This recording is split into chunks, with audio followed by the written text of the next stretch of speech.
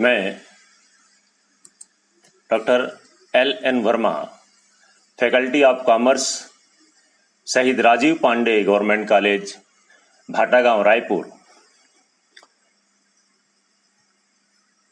सांख्यिकी आकलन, उच्चतर सांख्यिकी विषय का एक चैप्टर है एस्टिमेशन का, उस पर बात करने के लिए उपस्थित हूँ।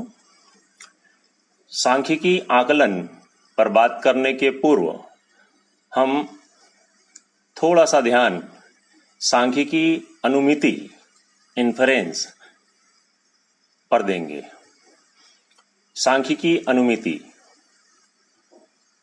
जब शोध कार्य या सर्वेक्षण कार्य में बहुत बार ऐसा होता है, अधिकांशतः ऐसा होता है कि हमारे पास समयावधि कम होती है, आर्थिक संसाधन की कमी होती है, श्रम शक्ति भी भरपूर नहीं होती है, और इन सब के कारण हम शोध या सर्वेक्षण क्षेत्र के पूरे समूह, जिसे हम समग्र या समष्टि या पॉपुलेशन कहते हैं, उसमें शामिल सभी इकाइयों का सर्वेक्षण नहीं कर पाते हैं या नहीं कर सकते हैं।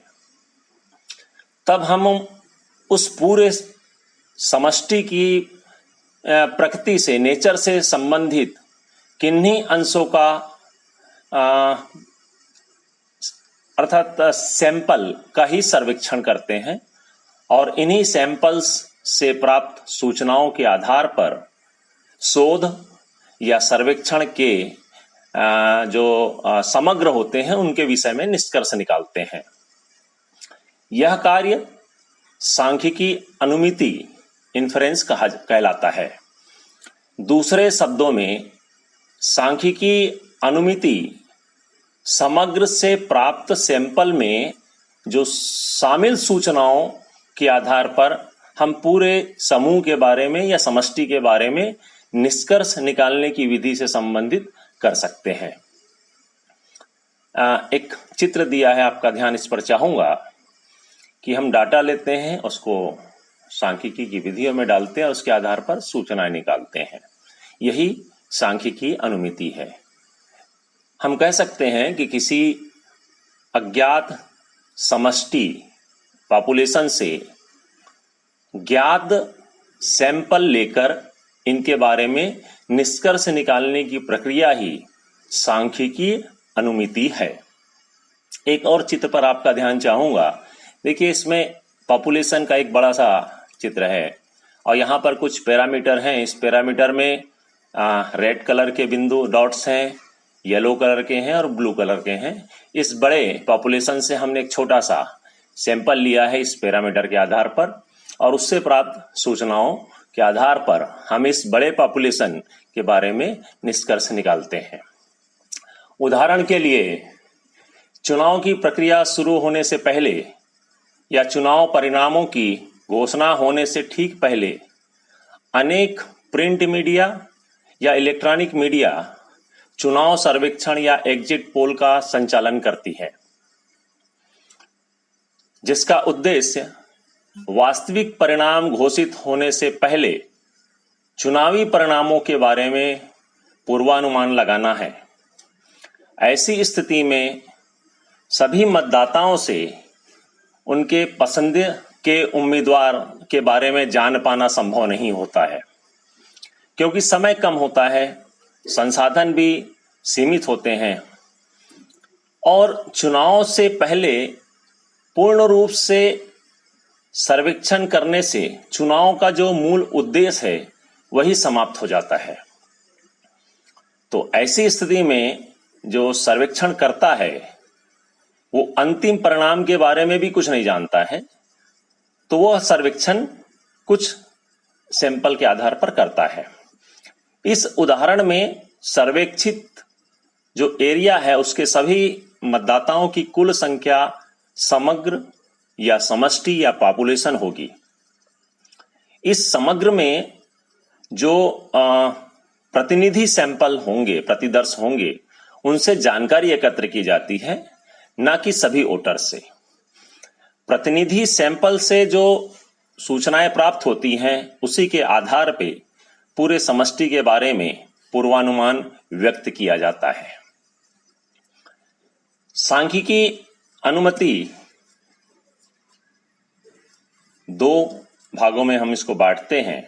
इसकी दो विधियां हैं, सांख्यिकी आकलन एस्टिमेशन और हाइपोथेसिस टेस्टिंग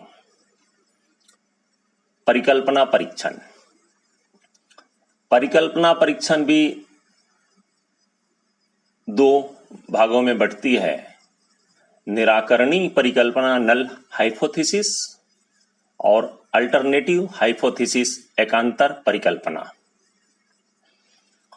सांख्यिकी आकलन भी दो विधियां हैं इसकी, बिंदु आकलन पॉइंट एस्टिमेशन और अंतराल आकलन इंटरवल एस्टिमेशन, जिसे लेवल ऑफ कॉन्फिडेंस भी कहा जाता है। यह जो अंतराल आकलन है यह दो परिस्थितियों में किया जाता है, जब पूरे पॉपुलेशन का वेरिएंस प्रसरण ज्ञात हो और जब पूरे पॉपुलेशन का प्रसरण ज्ञात न हो। सांख्यिकी आकलन हमें शोध के संपूर्ण समूह, जिसे समग्र या समष्टि या पॉपुलेशन कहते हैं, उदाहरण के लिए उसका औसत या माध्य का पता नहीं होता है, लेकिन जो हम प्रतिनिधि सैंपल लेते हैं उसका औसत या माध्य हमें पता होता है। जब हम सैंपल के माध्य के आधार पर पूरे समूह के माध्य के बारे में सोचे समझे अनुमान को स्वीकार करते हैं, तो सांख्यिकी अनुमिति का ये जो पहलू है यह एस्टिमेशन आकलन कहलाता है। एस्टिमेशन की प्रॉब्लम क्या है? प्रॉब्लम ऑफ एस्टिमेशन, आकलन की समस्या। संपूर्ण समूह या पॉपुलेशन की किसी ऐसी विशेषता को जानना जिसके लिए रैंडम सैंपल के आधार पर हम कोई विशेष अनुमान लगाना चाहते हैं। अनुमिति की यही समस्या प्रॉब्लम ऑफ एस्टिमेशन कहलाती है। परिकल्पना परीक्षण हाइपोथेसिस टेस्टिंग, जब हम संपूर्ण समूह या पॉपुलेशन के विषय में कुछ विशेष कथन कहते हैं या कोई दावा करते हैं और रैंडम सैंपल से प्राप्त जो इंफॉर्मेशन है उसके आधार पर उस विशेष कथन या दावे की सत्यता को परखते हैं, तो सांख्यिकी अनुमिति का ये जो पहलू है ये हाइपोथेसिस टेस्टिंग परिकल्पना परीक्षण कहलाता है।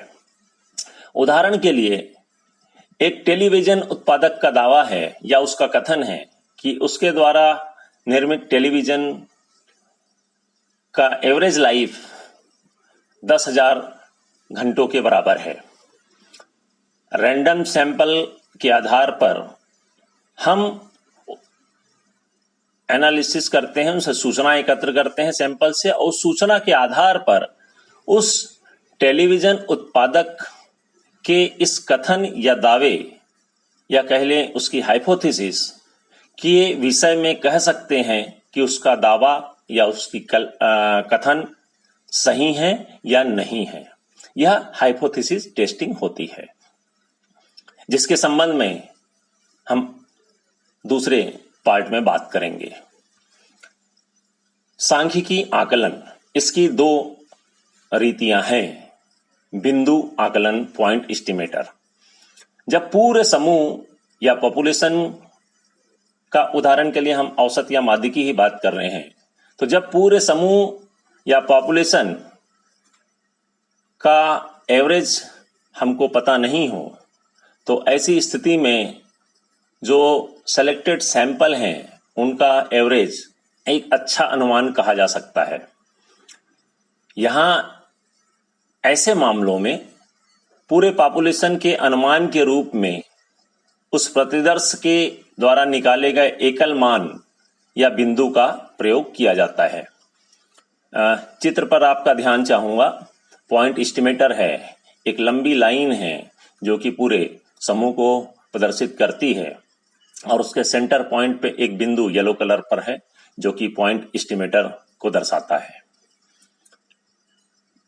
अंतराल आकलन, जिसे हमने लेवल ऑफ कॉन्फिडेंस भी कहा है या लोग कहते हैं, बिंदु आकलन में प्रतिदर्श या सैंपल के मान द्वारा संपूर्ण समूह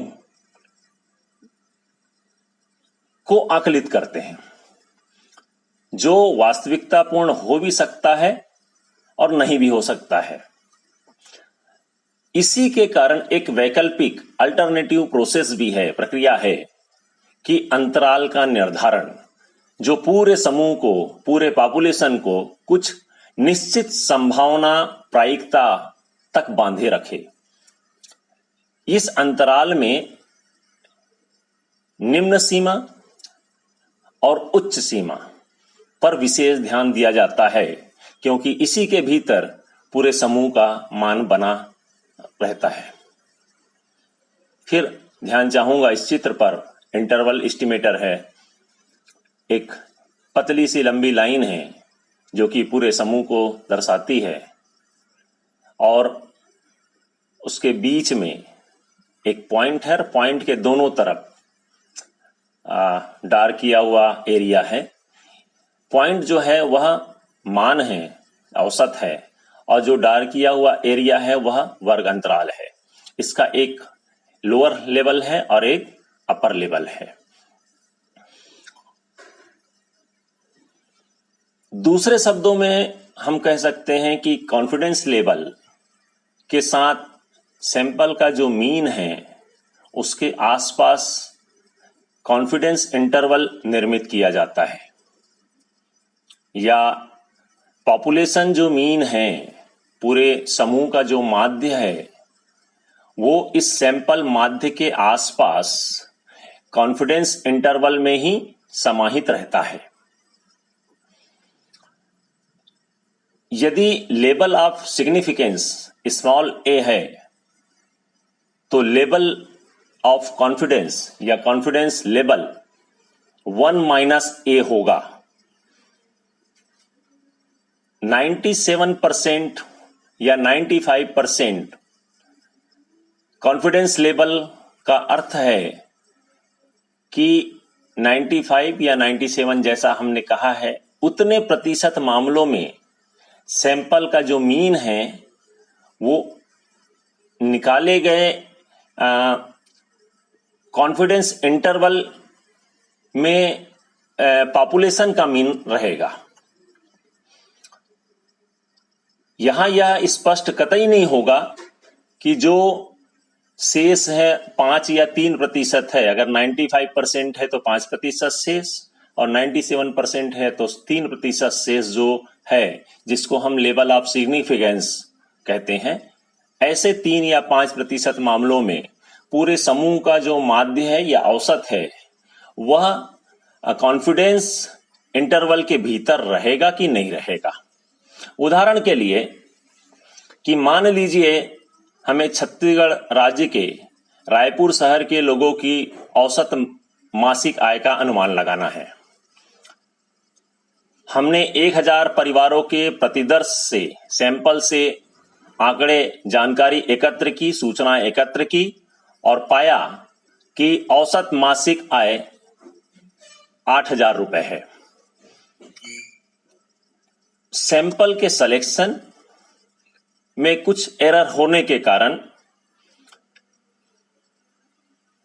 इन सैंपल से प्राप्त जो रिजल्ट है वो एक्यूरेट सही हो यह आवश्यक नहीं है। इसलिए हम निश्चित रूप से इस परिणाम को सही नहीं कह सकते हैं कि रायपुर शहर के सभी व्यक्तियों की मासिक औसत आय 8000 रुपए है।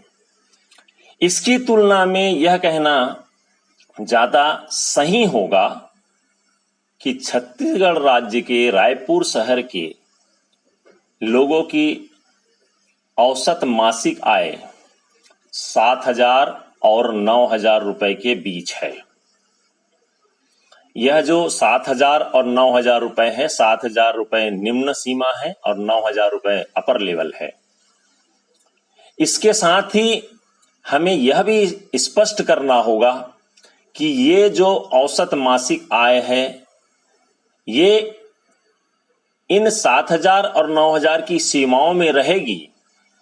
इसकी संभावना या इसकी प्रायिकता 97% है या 95% है। अगर हम 95% कहते हैं तो शेष जो बचा हुआ 5% है, और यदि हम 97% कहते हैं तो शेष जो 3% बचा हुआ है, यही लेवल ऑफ सिग्निफिकेंस है। इन 5 या 3% के मामलों में हम यह निश्चयता पूर्वक नहीं कह सकते हैं कि इनकी आय भी उसी निम्न सीमा और उच्च सीमा के भीतर रहेगी या नहीं रहेगी। यह अंतराल आकलन कहलाता है। मुझे आशा है कि यह छोटा सा वीडियो आपके लिए लाभप्रद सिद्ध होगा। धन्यवाद।